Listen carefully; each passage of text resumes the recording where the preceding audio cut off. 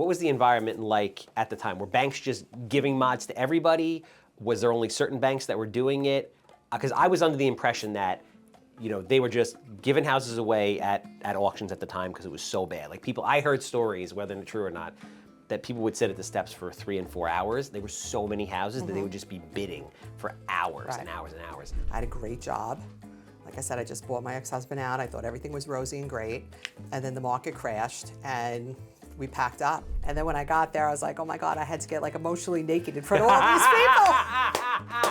I was crying at the end, I was like, don't tell my daughter. And meanwhile, now she's gonna see this and she's gonna know. Today's episode, top agent Karen Clark, 20 years in business, 2 years in real estate, and already a top producer. We're gonna hear where she came from, how she got here, and what makes her the best of the best. Karen Clark, the queen of handsome real estate. Thank you. Came on in our first onboarding class. We worked together on the investment side before that. Very exciting. Thank you for coming. Thank you for having me. This is the launch of the Handsome Real Estate Agent podcast. You have lived and continue to live a very illustrious, diverse, and interesting career in the real estate world. A little bit of background about how you started. I know you came into real estate, you had a lull, you're back with a vengeance. You have a lot of experience that most agents don't have in regards to, the foreclosure side, the investing side, all of it. So a little bit of background about how you got into it and what you feel your specialty has been up to this point. All right, so I got into real estate in 1988. My kids were very young. I mean, Vinny and Tiffany were literally probably 2 and 4. And I was, maybe 23 years old. And it was just too much. It wasn't the right time for me. With little kids in tow and having to run around, and I needed a babysitter, so I got out of it. I was an entrepreneur. I had a salon and day spa. I did a million different things. And then I started getting into the mortgage field, and I was a loan officer. Okay, So I actually didn't know that. You didn't know that? No, I did not know that. Yeah, I was a loan officer. You've really done everything. I have. So I was a loan officer for a while until the crash. What years were you doing loans? I was doing loans. I had the salon in 2001, and I left it in 2004. And did loans and then from 2000? did loans from 2004 till the crash. Wow. And I was working for IndyMac Bank when they went belly under. What was just for people that, because at this point that's almost 20 years ago, right? So for people who weren't in real estate at the time, what was that like? The vivid vision of what was it like 04 to 07? Insane highs, people making tons of money, houses flying off the shelf, over ask, ninja loans to the crash. Listen, I was wet behind the ears. I just got into the business, so I didn't know a lot. And I was just, working for different companies and learning as much as I could. And I was banging things out. I was doing really good. And then I heard the senior loan officers talking, and they were like, this is not going to work. This isn't going to be good. And I personally just got a pay option arm loan on my own house. I bought my ex-husband out, and he says to me, that wasn't a good move. And I was like, why? I had no idea. And then the crash happened, and everything went belly up. And what year was it when you started to hear? Was it basically at the end that they started like 2007. Is when the rustling started? Yeah. What was going on that made those loan officers start being like, we're going to have problems? I really don't even know what they saw because I was so, new in the business. So I didn't even understand what they were looking at that they saw because they had so much more knowledge than I did. So, that's why I was I didn't understand. But I guess they just saw the inflation, how everything, with everything that was going on. And they just knew that it was gonna burst. The bubble was gonna burst. They knew that. So you were actually a loan officer when it all fell apart. I was working for IndyMac Bank. Okay. I had a great job. Like I said, I just bought my ex-husband out. I thought everything was rosy and great. And then the market crashed and we packed up. IndyMac, closed. That's when they had the line, the thrift and savings in California had the lines around the block. And I lost my job. And I was like, what am I going to do? So, and that's when I got into the foreclosure, the loss mitigation arena, working for attorneys, helping them with loan modification, short sales, and I got into that end of the business. So how did that come about? Was that the immediate transition? Was there a downtime? Were you freaking out? Were you like, what am I going to do now? Literally, what happened? Were you in your office and they just came in and said, everybody go home, we're out of business? They did. It was terrible. And I was like, oh my God, what am I going to do? Like, this is now what I know I could do, and I could make money to sustain my household and my Yeah. children. I had young kids. And I was like, what am I going to do? And it took a while. You know, there was time, quite a bit of time before I got a job working for an attorney. I didn't even know loan mods existed. It was probably 6 to 9 months where I wasn't working. And I almost lost everything. I literally almost lost everything, my house, everything. And I was like, oh my God, what am I going to do? And then I started doing some, research, like what kind of a job could I get, whatever. I was trying to see whatever I could do. And then I saw attorneys hiring for loan modifications. So I took a job as a processor. Yeah, they figured she worked for a bank. She knows how to calculate income, budget people. She knows about the different types of loans. And I got a job. And I started just as a processor. And then I worked my way up from a processor to an underwriter and a decision maker on what files they were going to take, to a team lead. And I did very well. And I went from one attorney to another attorney. Like I would go to different firms. There was a lot of attorneys that weren't that great, that didn't care about the people, that just took in files to make the money. And I would leave those firms. But I would learn as I went along. And that's kind of what I did. And I worked in that field for a long time. What was the underwriting process? See, this is something I've never heard about. What was the underwriting process like working for attorneys on the loan mod side? Like you were actually underwriting the loans? Absolutely. To say, are we going to mod this? Are we not? taking this or are we not taking it? As far as like the attorney's concerned, are we taking this case on or not? Are we taking on this file or not? Yes, I would decide that for that. How do you decide if someone's going to take, how do you decide if the attorney's going to take the file on or not? Because you got to look at a lot of different factors. You got to look at what who the servicer is, who the investor is, what type of modifications and programs that particular investor has. You have to look at the person's income. They need to make enough income to qualify.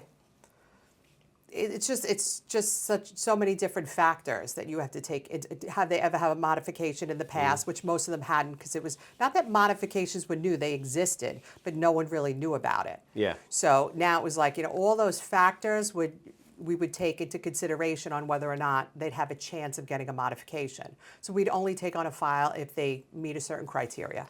What was it like at that time? Were banks just, because I remember I was 27 at the time. This is before I was in real estate. And I remember driving vividly on my way to the city to like hang out with my friends. And I was on the 495. And I remember being like, I wish I was in a position, like I wish I was in real estate at this point. I wish I had a position where I had money right now, because like, oh my God, this is the biggest opportunity in history. Insane. I agree. And I felt that way as well. I was just grateful to be able to get myself out of that hole in that situation that I was in. But I was thinking along those same lines. Like, I wish I had the money to buy some of these properties, because it was insane, the deals. So what was the environment like at the time? Were banks just giving mods to everybody? Was there only certain banks that were doing it? Because I was under the impression that, they were just giving houses away at auctions at the time because it was so bad. Like I heard stories, whether they're true or not, that people would sit at the steps for 3 and 4 hours. There were so many houses that they would just be bidding for hours and hours and hours. And then again, banks were doing whatever they had to just to kind of get people paying because it was so bad. Yeah. Was it like that, or was that not the case in your experience? I mean, they weren't giving modifications to just anybody. You needed to qualify. And that's when we had the, what was it, with Obama? We had the Obama program that came into place. And you needed to qualify. Your debt-to-income ratio needed to be between like 31% and like 36% to qualify. So we'd have to make sure the income was there and stuff like that. But like, there was a lot of different programs. There was a lot of governmental programs available at that time. Did the mods... I have an opinion on mods, and this is like today's mod standard. I don't know what it was like then. I personally don't feel that mods work today like 97% of the time, because it's like usually they're too far behind, or if they're going to mod and they're going to save $300 a month, it's not enough to like impact it enough. What was the environment like then? Did the mods actually make sense? Were they really, just chopping off principal, or was it just same thing? It depended. It depended on the type of loan that they had and what the investor was offering. And a lot of the government-backed loans did offer principal forgiveness at the time, because they would get a monetary incentive from the government for approving something like that. Okay. Yeah, so I even actually got something like that on my own house. So wow. So basically, they would say like, you owe us $400,000. We're going to chop $50,000 off. You're going to be at $350,000, and we're going to. But the numbers have to work to qualify for that. So you need to back the numbers up to figure out That's the underwriting process, that we talked about, to see whether or not someone would possibly qualify for that. What percentage of people actually qualified for that? It depends on the type of loan, but no, not a lot of people. But Yeah. I mean, now forget about it. That doesn't exist anymore. But back Yeah. then, I mean, I did see quite a bit, but I handled a lot of files. So Yeah, and I'm sure, like, I mean, I can't even imagine how many people were coming in for loan modifications. It was It insane. must have been basically pandemonium, just the opposite of what it was before. So, Yeah. like, all those people that was insane. were buying and getting loans, and now we're like getting. yeah, I mean, we would have a caseload of about 150 files per person. And then if you were a team lead, you'd have that, and then someone who was working under you maybe would have 75, and you'd have to watch over their files as well. It was just crazy. So you have a tremendous amount of experience working with homeowners from the short sale side, right? People that are underwater. How did you get from where you were into that? Into the short sales? Yeah. Okay, I did work some short sales when I was doing modifications, but I was so inundated with the modifications that I was mostly focused on that.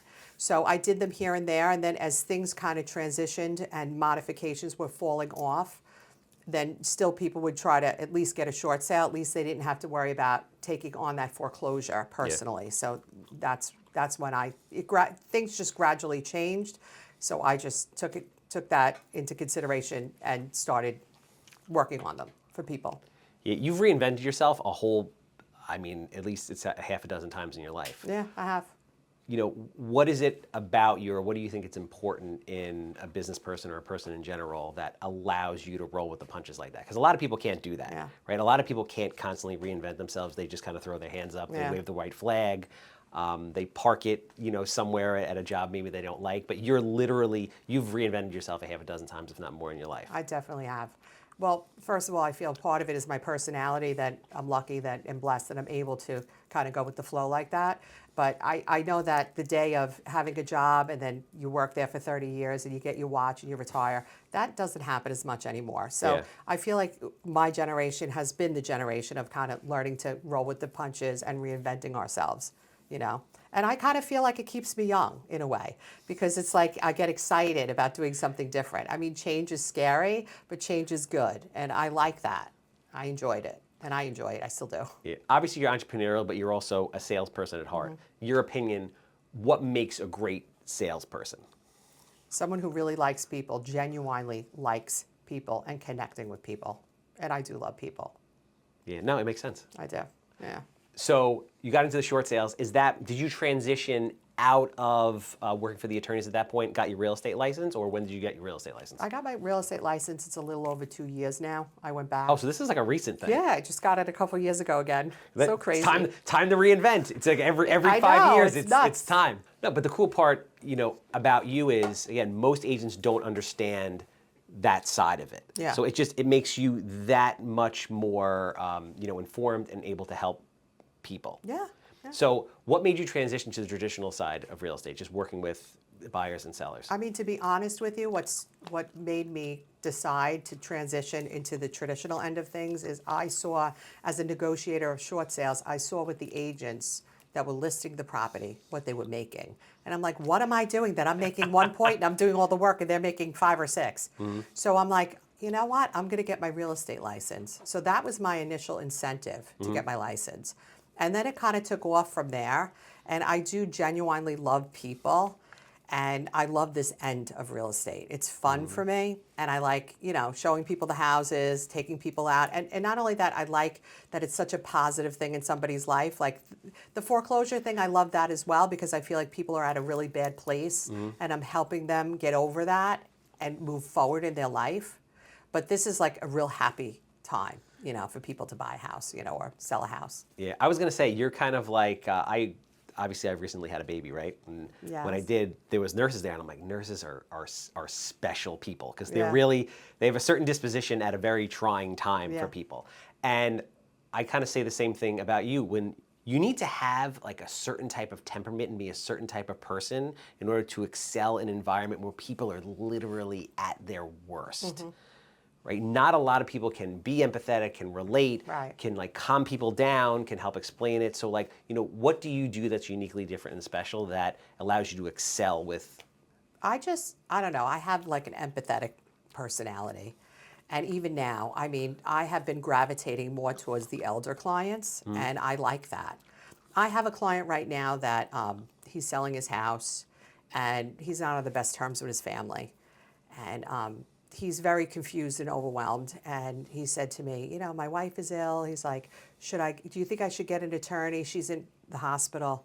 I said, of course you should get an attorney. So I took it upon myself to call some attorneys for him, estate attorneys, and talk to them. And I'm scheduling an appointment with him. He said, would you come with me? You know, and I'm like, I'll either come with you or I'll be on the phone with you, because I feel like he just needs someone to hold his hand, and it makes me feel good. It's, you know, I'm doing it for him, but I'm doing it for me too. It makes me feel good. What do you think separates a great agent from just like a mediocre agent? Because I would argue that 90+% of the agents that are out there in the world are mediocre.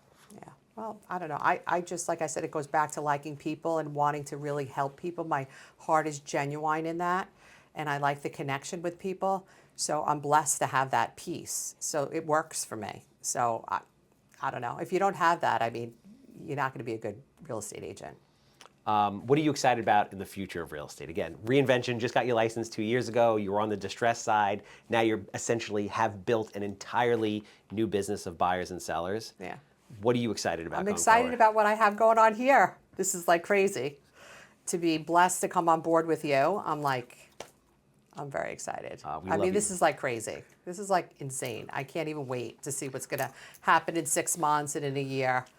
I know what I want, and I know I'm going to get there because you're giving us the tools to get there. Awesome. I love that. Thank you. And we love having you. I'm going to ask you some questions now. Frank, got some questions. You ready? Go ahead. I'm ready. They're not rapid fire. All right. But they are questions. Okay. This is interesting. In business in general, right? Mm-hmm. What were those early years in business actually like? The part nobody warns you about. So like when you first got into real estate, obviously everyone's like, get your real estate license, they say. You'll run your own business, they say. You'll make your own schedule, they say. What do they not tell you about it? Like, what are the things that you struggled with at the beginning and you wish you knew now when you started? The things that you know now that you wish you knew then. Right. It's not anything that I wish I knew back then. I feel like, in a way, I've always gone into things in a very naive fashion. Like as if I think it's going to be all roses and sunshine and easy. And I'm a hard worker. I'm a hustler, so I'm not afraid of that. And then I'm in it and I'm like knee deep into it. And I'm like, oh my God, I didn't think it was going to be this crazy. But in a way, like I'm glad I didn't know. I'm glad I didn't know. And I don't want to know. It's just, I just want to experience it. So it's not anything that anybody told me or didn't tell me. It's just my experiences. I think everything's going to be easy, and it's not. When you get into something new, do you do a lot of research, or do you just go on gut instinct and then just dive into it and figure it out? I just dive in head first. You're like, I'm jumping out of the plane. I'm going to build a parachute on the way down. I know it's going to be good, and I'm not going to crash. That's it. That's what I do. I just wing it. I like to wing things a lot. And you've been like that your whole life? I have been. At what point did you know you were actually good at real estate?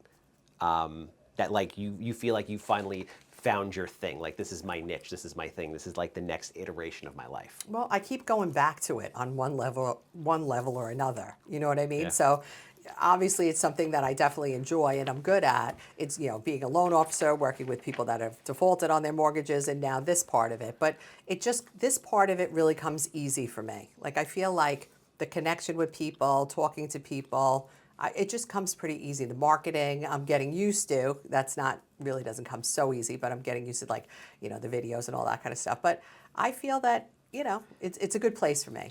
Real estate is good. Take me back to the launch of Hanson Real Estate's onboarding. Okay. What was it like to be part of? What did you think it was going to be like? What was it like to be a part of? And then at the end, how did you feel coming out of it? Okay, so I thought it was going to be, you know, having professionals come in and teach us things, which that was a part of it. I mean, having, you know, all different professionals come in and give us some information, great information. But that's what I kind of thought it was going to consist of. I really knew it was going to consist of more than that, but I didn't know what it was going to consist. I just really focused, my mind was focused on that part of it. And I didn't know what else to expect. And then when I got there, I was like, oh my God, I had to get like emotionally naked in front of all these people. I was like crying like at the end, you know? I was like, don't tell my daughter. And meanwhile, now she's going to see this and she's going to know, you know? And Frank was even a little verklempt. Yeah, He yeah, was. yeah. We were all a little, you know, emotional about it. So it was just like a breaking us down and just like being vulnerable and really looking at ourselves. And I feel like that's like so important to really soul search and mind search. what you want and how you're going to accomplish it and why you want it, and not just in real estate, in every aspect of your life. And I think that that's really key. You got to look at yourself on a whole, and that's what you're doing. And I love that. So it was great. It was great. Now coming out of it, I felt like I was a baby that was just born, and you guys like threw me on the floor. I was like, where am I going with this? Like, I have all this information. I don't know where to start. And I was like, I'm going to start by, scheduling myself and reading for an hour. And the scheduling myself, I did it. And then I was like, I couldn't even follow the schedule. It was insane. And then I have Zora, thank God, because I was like having a nervous breakdown. And she's like, why don't you start with a few things scheduling yourself for? And I'm like, definitely. Because as agents, we're like all over the place, And to totally be on a like regimentated schedule and follow it to a T is almost impossible, So that's how I felt. But it's starting now to all settle in. And what is it? Like going on a third week. We're on a third week after out, right? Yep. So it's starting to settle in and fall into place. But it's going to Rome wasn't built in a day. No, it takes time. It really does. It's going to take some time. And I think everybody wants instant gratification. That's not how it works, right? What would you say your biggest challenge is right now? IT stuff, honestly. And I'm pretty IT savvy, I thought I was.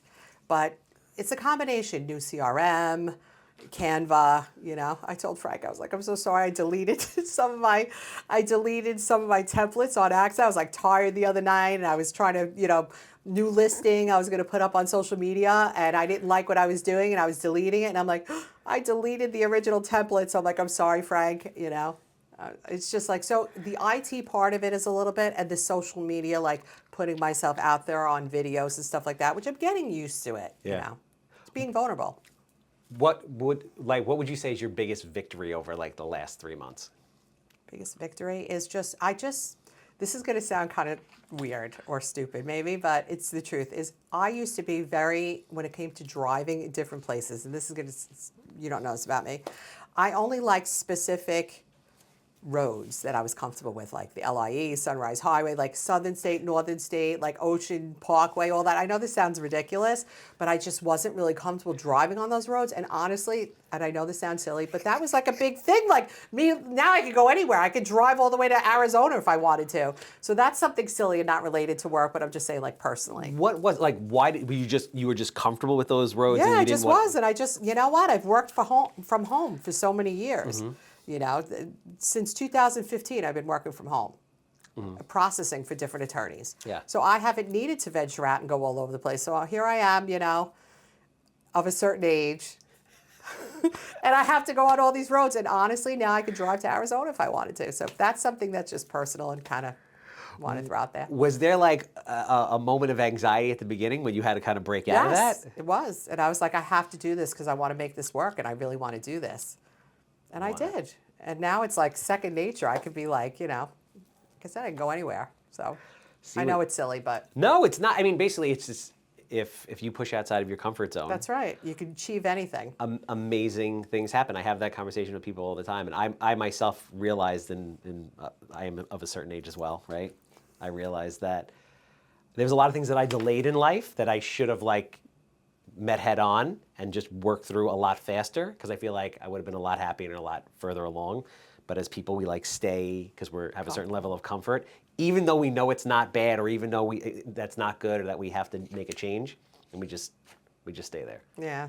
Until when you finally do it, there's this moment of euphoria. You're like, why did I do that? Why did I just stay in this situation for 3 years or 4 years or 2 years or whatever it is? Yeah. It's so funny because nobody really likes change, but I kind of do like change. I always kind of have. I get bored with things. Yeah. And I remember my mother saying to me years ago when I was married to my kid's father, she was like, I'm surprised you're still married to him. You get bored with things so quickly. So to me, change is nerve-wracking and stuff, but I welcome it. And this was change for me, doing the traditional end and the driving all over and everything. But I welcomed it, and I'm proud of myself that I accomplished that small thing and everything else that came along with it. The growth that came along with driving all over the place.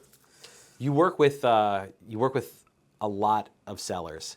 What do you think sellers need that other agents maybe don't realize, or like, what is kind of like the secret to really providing excellent service to sellers? Because the statistics are out there. Only I think it's 29% of all sellers end up working with their agent again. So like, what do you think the majority of agents are missing? It goes back to like hand holding people. Like I always say, health is the most important thing in someone's life, and the second thing is their shelter. I've been saying that since I'm in foreclosure, and I really got to see that in foreclosure. So with even a happy thing of selling a house and maybe buying another house, moving, or whatever the case may be, it's still a big moment in someone's life, and they're scared. And they need to feel comfortable with you, and you need to hold their hand.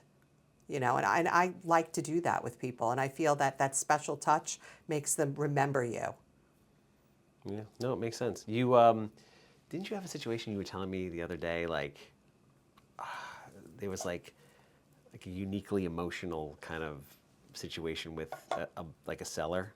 So she was very emotional about moving. She's lived in a house over 50 years, and she's selling her house, and she's moving in with her daughter upstate. And she did get emotional, and she's like, am I doing the right thing? And I'm like, Thelma, you are doing the right thing. You need to be with your family. I mean, her health is declining a little bit. And at the end of the day, what if she falls? She's by herself here on Long Island. So at least if she moves with her family, if something happens, she's with her family. So she needed reassurance, and she needed a hug, and she needed Reese's. That was her favorite candy. And I brought her Reese's. So, and But that's but that's what it takes, and it seems so simple, but at the same time, 99% of people don't do it. Yeah. Right? I don't understand. It's something so simple. It takes a minute. It's something so simple, and you get more out of it than they do, because it just feels good to see someone smile, to someone to hug you. Like she sees me, she always hugs me, and she does get verklempt. She does, but I love that she feels comfortable with me, to get emotional with me, and to share with me and talk with me. Do you feel that people connect with you very quickly, or do you feel like it's something that kind of develops over time as you build a relationship? I feel they do pretty quickly. Yeah. But I share myself with people too. I'm not afraid to hide. I don't hide things. I share myself with people, like real things that, are personal.